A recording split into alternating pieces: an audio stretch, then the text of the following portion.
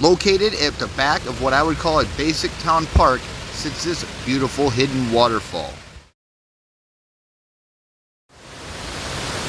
Right now, I'm at Ludlowville Falls in Lansing, New York.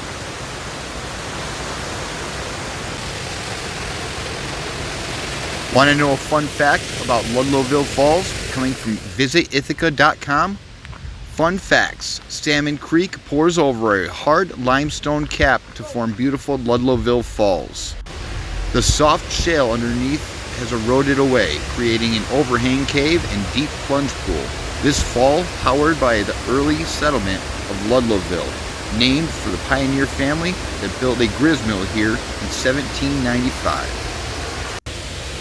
This waterfall is located just a few miles from Lansing, New York, and is located roughly 100 yards from the roadway through a park. Very easy to go check out and see for yourself.